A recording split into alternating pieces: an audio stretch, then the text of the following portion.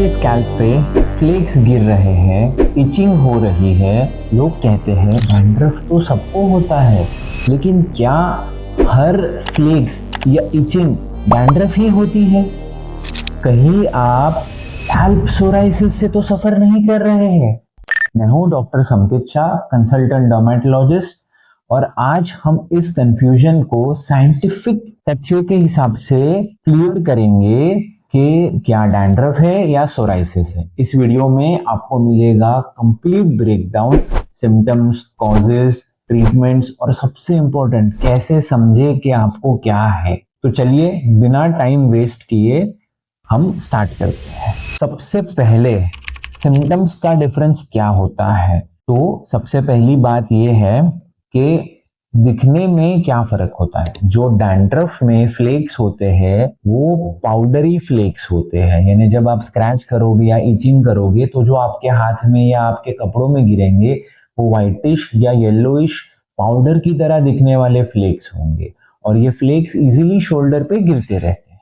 जबकि सोराइसिस में थिक चिपके हुए सिल्वरी और पैची फ्लेक्स होते हैं। पूरे स्कैल्प में सोराइसिस बहुत लेट स्टेज में आता है। सोराइसिस में रेड रेज्ड लीजन्स जैसे छोटे छोटे पैचेस हर जगह बनते हैं, और जब आप स्क्रैच करते हो तो पपड़ी की तरह जैसे पतले पतले वेफर्स हो वैसे वो बाहर निकल के आते हैं। और ज्यादा स्क्रैच करने पे कभी कभार आपको हाथ में ब्लड भी महसूस हो सकता है। और सोराइसिस में इचिंग जब शुरू होता है तो बहुत ज्यादा होता है। तो सोचो, एक छोटी सी गलतफहमी और ट्रीटमेंट गलत डायरेक्शन में चला जाएगा। फिर आप सोचोगे कि हम ठीक क्यों नहीं हो रहे हैं। अगर आपको स्कैल्प पे रेड पैचेस है या सिल्वरी वेफर जैसे फ्लेक्स निकल रहे हैं तो प्लीज कमेंट में बताइए, क्योंकि हो सकता है कि आपको डैंड्रफ नहीं सोराइसिस हो। सेकंड जो चीज इंपॉर्टेंट है कि इचिंग कितना होता है।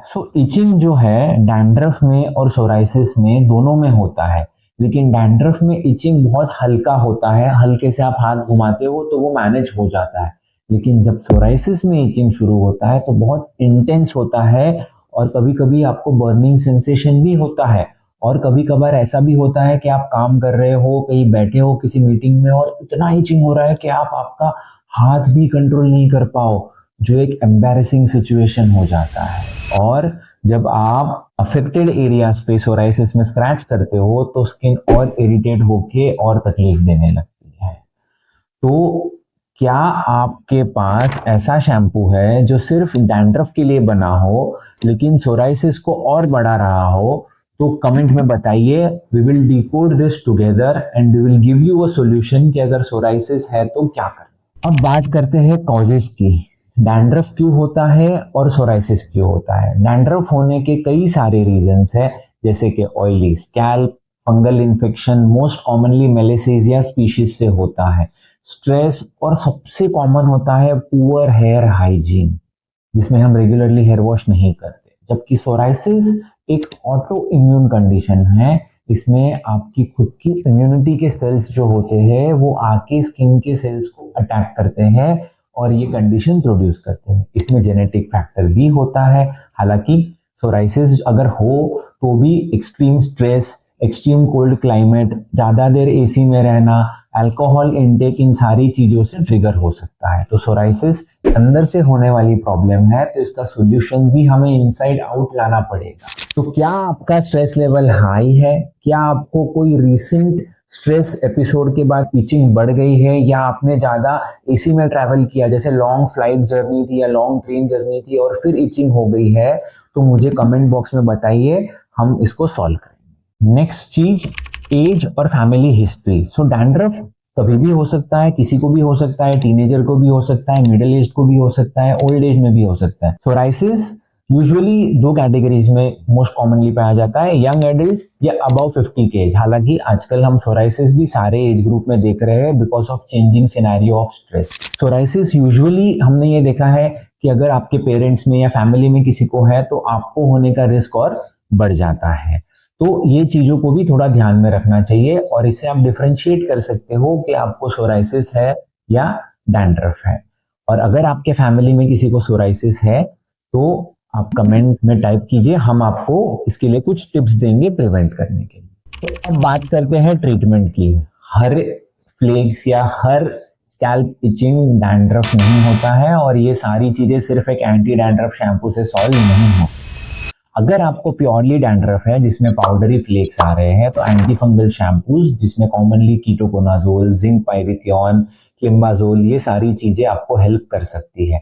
हालांकि आपको ये ध्यान देना होगा कि डैंड्रफ के लिए अगर आप ठीक भी हो जाते हो शैम्पूज यूज करके, तो उनको कंटिन्यूसली यूज करते रहना जरूरी है।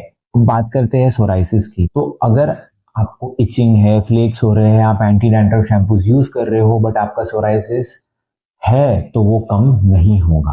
तो सोराइसिस के केस में हमें जो है coal tar based, salicylic acid based shampoos की जरूरत पड़ती है। इसमें अगर बहुत ही सिवियर सोराइसिस है तो अपने डर्मेटोलॉजिस्ट से कंसल्ट करके mild steroids along with salicylic acid के लोशंस भी काम आते हैं।